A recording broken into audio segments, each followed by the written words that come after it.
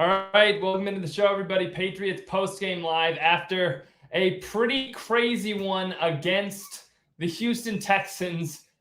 In the week leading up to the game, obviously the big news was the offensive line for the Patriots and the fact that they were going to be without four of their starters. And somehow we come out of that game, and that wasn't the story. And there were multiple units on the team that were worse than the offensive line. I mean, the start to that game, it could not have possibly gone any worse for the Patriots to start that game. You have the Damian Harris play where he should have got in for the touchdown, and that ends up being a fumble. You have multiple plays really in the first half where there are blown coverages. They pass down the sideline to Moore, I think it was, where he takes it in for the touchdown. No one can catch up to him. The first drive for the Texans lasted 9 minutes. They said on the broadcast it was their longest drive since 2011 or something for the Texans. So that was just crazy. And then before the end of the quarter, you almost gave up another touchdown to the Texans. You got lucky that they missed as many extra points that they did. They came down they came extremely close to getting that other touchdown. They had that other play. Was it, what was it? The play down the sideline. It was the same kind of thing they had to Moore that set them up for their first touchdown. And they get down there, and thankfully, really, it's Matt Judon that ends up saving the Patriots. It was Connolly for 40 yards to the New England 4, and it looked like he was going to get away and break into the touchdown. Matthew Judon, really one of the stars of the game, he saved them on defense, making multiple plays today. So he came through for the Patriots, and without him, they don't win this game. Again, they get lucky with those extra point misses. They hit the field goal. They're down 15 to 7 at that point. And it looks like it's just getting worse, or 15-6 at that point, I should say, because they missed the extra point as well on their end. So you go into the half, you end up getting the field goal from Nick Folk, 15-9. It looks bad, but it's still a one-score game. Then the Mac Jones pick and another touchdown for the Texans. And at that point, you start I say this genuinely, and I hate that I felt this way, because for the most part, the people that come in and say, fire Bill Belichick, they're kind of, it's an extreme take. It's too far for a number of reasons. But when they were down 22-9 to the Texans, who the Buffalo Bills just beat 40-0, at that point, I was thinking to myself, I wasn't ready to fire Bill Belichick tomorrow, but I was thinking, I don't think those people are as crazy as I did yesterday. And somehow, and I say somehow, the Texans are a bad team. The Patriots should have been able to come back in this game.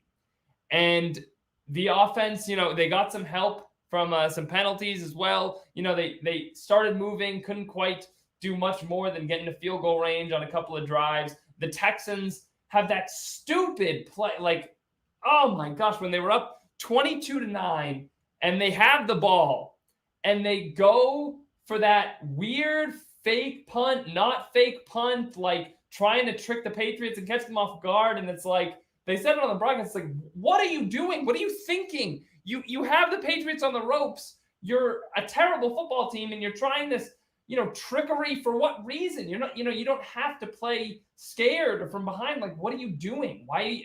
So the Texans try to do that, punt it off their own guy's helmet. Patriots don't really capitalize, still get a field goal out of it just because they were in field goal range after the play, after the Texans' dumb, stupidity, letting them get the ball at that spot. And, from there, they have the next drive where they get the field goal. And then on the final drive, you have to give a lot of credit to, Mac Jones for what he was able to do on that drive. They get some help with the penalty, the roughing the passer penalty, which in hindsight, that roughing the passer penalty, if you're the Texans, you have to feel like you got jobbed a little bit there. I mean, I understand the new rules, and you can't hit a quarterback in the helmet, which they didn't do there, but they kind of, it was close. It was close. And if you're the Texans, you have to feel like how can you call that in that spot on 3rd and long? You have to feel like you got screwed there. But they come back down, 3rd down, and I mentioned the Texans, or the defensive side of the ball, the start of the game had to be Matthew Judon. On the offensive side of the ball, it was Hunter Henry. This was Hunter Henry's best game as a Patriot, easily. It was exactly how you should have been using Hunter Henry all along. He played amazing. He lived up to the contracts. He had the touchdown that tied it up, and that came on 3rd and goal. So Hunter Henry making a big play there on 3rd down.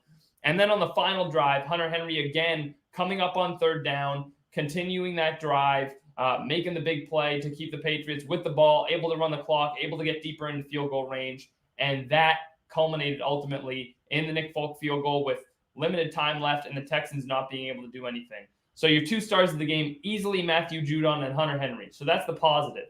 The negative is you gave up 22 points to the Texans, who just scored 0 against the Buffalo Bills, a team that you are competing with for the division. You and the Bills are both looking, I hate to say it even like this. If you're going to win the AFC East, you're going to have to go through the Buffalo Bills. And right now, if you're just basing it off of performance against the Houston Texans in back-to-back weeks, I don't know how you can even make an argument that the Patriots could even compete with the Buffalo Bills for the for the division at this point. I mean, they moved to 2 and 3. They get back on track sort of, but I don't think there are a lot of positives to take out of this game for the Patriots. You barely beat a team that is widely regarded as one of the 5 worst teams in the NFL, maybe one of the 3 worst teams in the NFL. Like, I understand there's some good things to take away from the fact that they were able to come back. They showed adversity. They didn't just fold.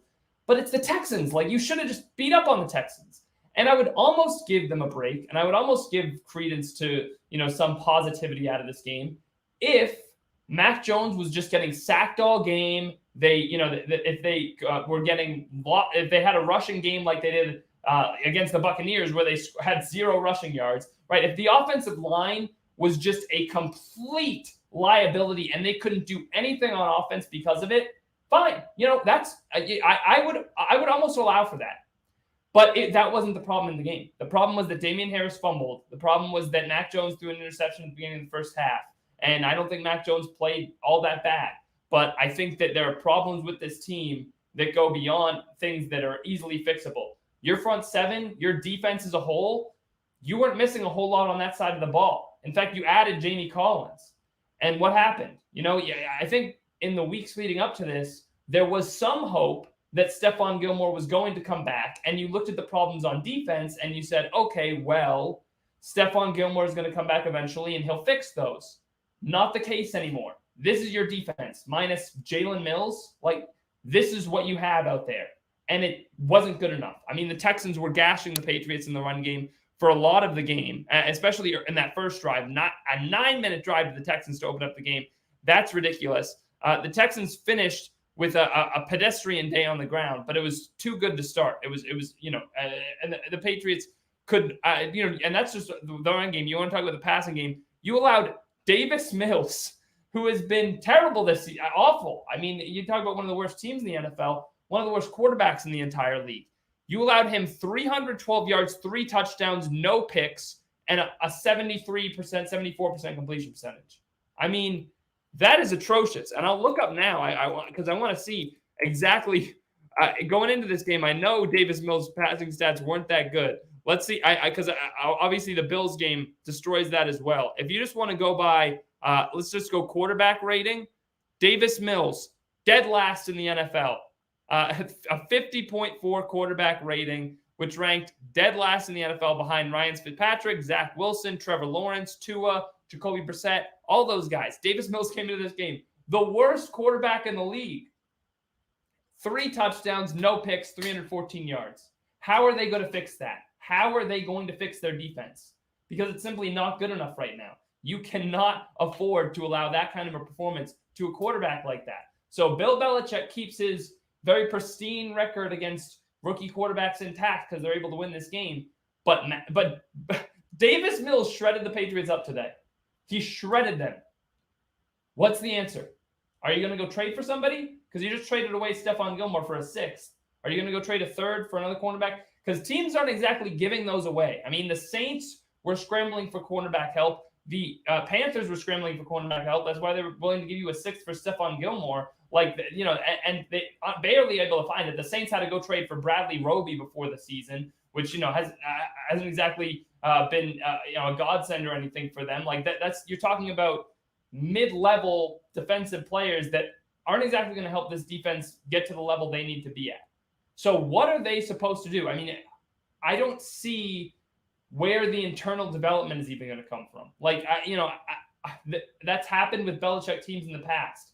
But are you expecting, like, a lot of the guys up front, especially, they're veteran players. Like Matthew Judon could not be playing any better than he is right now. He's playing fantastic.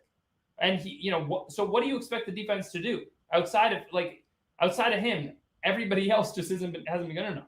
I mean, where has Dante Hightower been? He's been invisible since he came back. And is he going to play himself into shape? Is he going to play better? Is that what you're expecting? I mean, and the passing game, you have a ton of veterans out there, and you have to worry that it's deteriorating. Devin McCourty, Adrian Phillips, J.C. Jackson had a few picks in the first game, made a few plays this game. But whoever's opposite him, I mean, I mentioned McCourty, Phillips. I throw Jonathan Jones on that list too. And when Jalen Mills has been out there, he was missing today, but when he's been out there, he hasn't been great either. So I don't know exactly what the Patriots think is coming. Like, no one's coming to save the Patriots defense at this point. If you're giving up that kind of game to Davis Mills, how are you supposed to come in next week against the Cowboys when you have Dak Prescott, Amari Cooper, CeeDee Lamb, Dalton Schultz, who's playing amazing right now? Like, how do you expect to stop that team? The Cowboys might come in and hang, 30 or 40 on the Patriots, the way their defense just played. So that needs to change. And hey, they had a good game against the Buccaneers. They were pretty good against them. They couldn't stop the run. The Buccaneers ran all over them, but they allowed them, they kept them under, whatever it was, 20 points or whatever.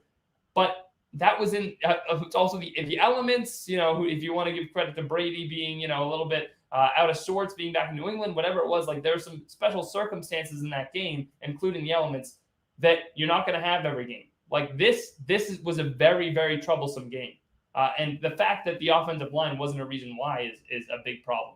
You want to talk about also the fact that Damian Harris went down in this game. How long is he going to be out?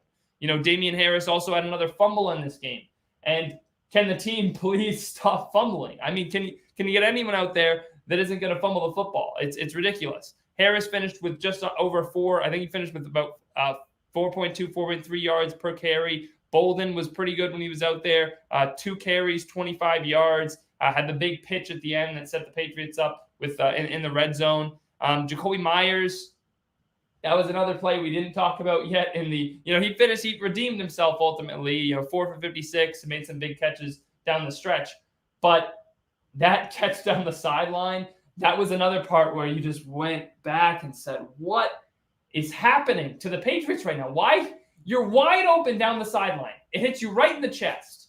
Like, you just can't afford to make plays like that. So they escape. They survive the Texans. The Texans.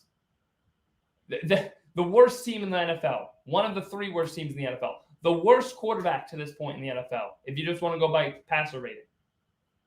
I don't understand what this team is going to do with the rest of their schedule, which, by the way, is looking harder than it did about a month ago or so. When you look at the Patriots' upcoming schedule, I mentioned the Cowboys. I mean, that's going to be a tough game next week, the way the Cowboys are playing.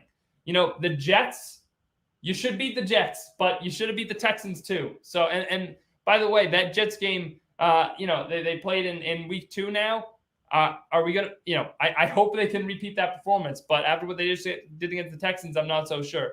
So you want to say 1-1 over the next 2? You have the Chargers next. Justin Herbert's playing out of his mind.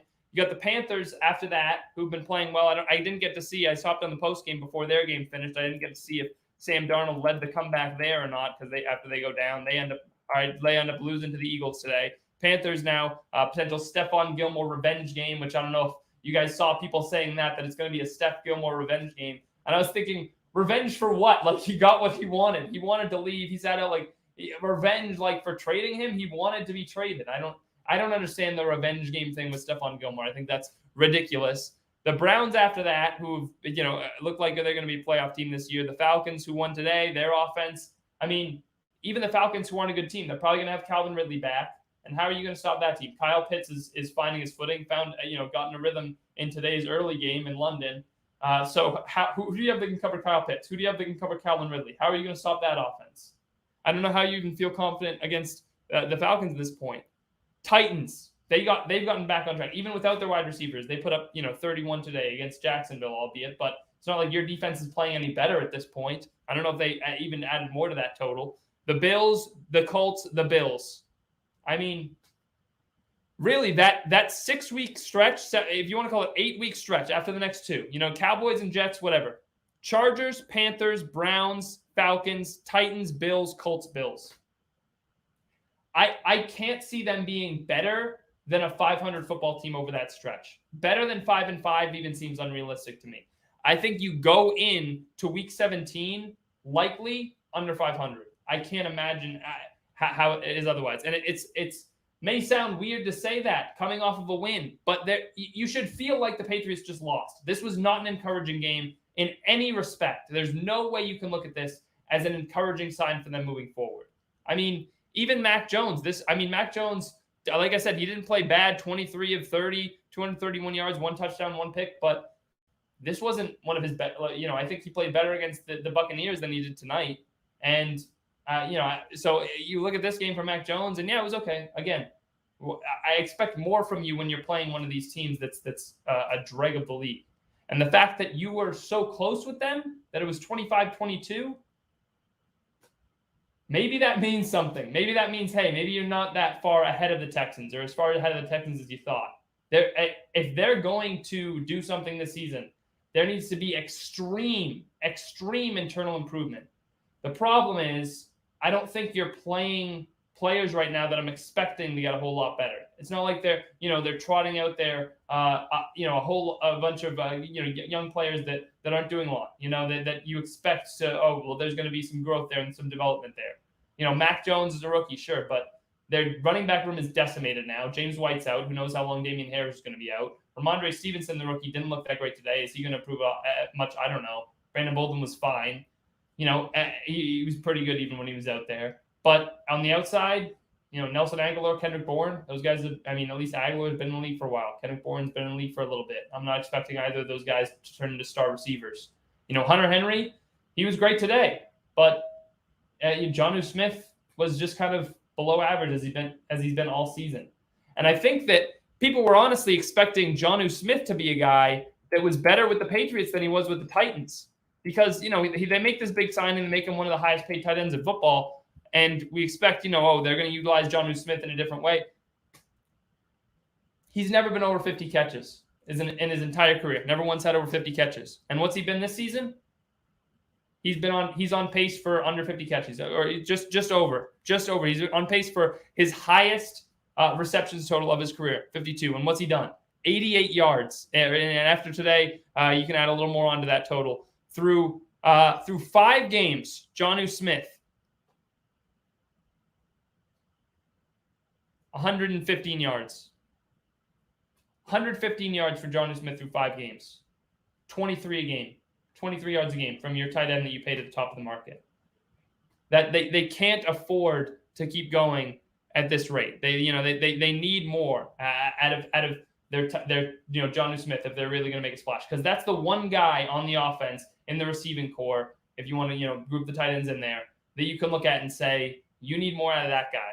And the problem is, he hasn't shown it over the course of his career that it can actually do more than that. Those are on pace. Believe it or not, Jonnu Smith, as disappointing as he's been, those are on pace with his career numbers, minus the touchdowns, maybe. Last season he had 8. I think Jonnu Smith 8 for the Titans last year. The season before that, 3, 3, 2. So in a free agent year, a prove it year trying to get a contract, he had 8 touchdowns. Is that what he is, or was that just to get a big contract from a team like the Patriots, who went in free agency and needed to make some big moves and got a little desperate and threw money at, one of the biggest names out there? Was he worth it? Because it doesn't look like it so far. So what they really need to do is start utilizing those guys more. Are they trying to, and Jonnu Smith just isn't performing, or are they holding back? Are they not, setting Jonnu Smith loose and actually utilizing them as much as they should be? They ran him on. I think Jonnu Smith had a rush today, too. He came around on the end around, right? Yep, Jonnu Smith, 5-yard rush on that final drive of the game. when they were goal to go, just wasting time. So great. Yeah, Jonnu Smith had a 5-yard run in there too. You add that to the total. What did I say it was through the first 5 games? 115 yards, and that 120 because he had the 5 rushing yards. You need more. You need more from Jonnu Smith. Hunter Henry, you need more games like today. Today, again, he was one of your stars of the game. 6 catches, 75 yards, a touchdown. 6 catches on 8 targets. That's good. That's what he was with the Chargers when he was healthy. The problem is, can he stay healthy? Because he had problems with that in the past. So if that's going to continue, that's not a good sign. And honestly, as I said before, the Patriots offensive line, they weren't bad today. 1 sack. Mac Jones was sacked once today. If I told you that coming into the game, you probably would have thought the Patriots blew out the Texans. Oh, yeah, your offensive line's struggling, but, you'll average over 4 yards a carry on the ground, and Mac Jones will only be sacked once. Can you believe that? With all the talk of the offensive line going into the game, over 4 yards, they averaged 4.1 yards per carry, something along those lines in this game. Maybe 4.2, about 4.2 even, I think. 4.2 yards a carry, 1 sack. If I told you they were going to go do that, right, heading into this game with all the offensive line problems, they win by 2 touchdowns, 3 maybe. Barely snuck it out. Barely. Thanks to a last-minute field goal by Nick Folk. Davis Mills shredded you up.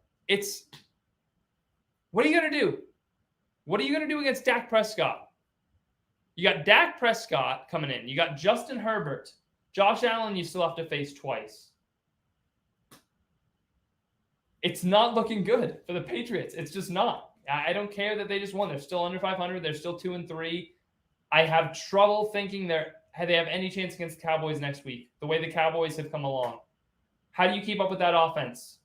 Mac Jones, hey, he's been great. Mac Jones has looked really good. I know everybody's excited about Mac Jones. I'm excited about Mac Jones.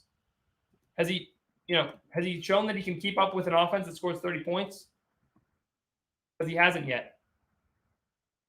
Mac Jones this season, he had 1 2-touchdown game against Tampa. He has 5 touchdowns in 5 games. Dak Prescott might throw 5 touchdowns against this Patriots defense. So I don't think they're going to win next week. I think they have no chance. This game, despite the fact that they won, game was more discouraging than any game they've had so far this season. The loss to the Dolphins, you said, all right, well, Dolphins are probably going to be a good team. That hasn't exactly panned out. Dolphins were almost a playoff team last year, double-digit wins. You barely lost it in the final seconds. You should have won that game.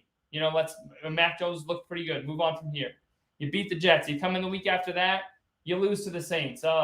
Well, there were some mistakes in that game. The offense couldn't move the ball. Maybe it'll come back around. We know these guys are better than that. You think of it as a fluke, a one-off. You lose to Tampa, those are the reigning Super Bowl champions. You barely beat the Texans. The Texans? Inexcusable from the Patriots. It's Gear saying, I really hope that Henry builds off this performance. And, I think that there's hope at least that, I wouldn't even say build off this performance. It's Gear. This is the player Hunter Henry should be and is. Like, this isn't this isn't anything new for Hunter Henry, This is his, certainly, the most receptions he's had as a Patriot, most yards he's had as a Patriot, by far, especially with the yards. So, encouraging signs. But when he was with the Chargers, this is the player that he should be. This is what he can do on a weekly basis. It's the kind of stuff he can do.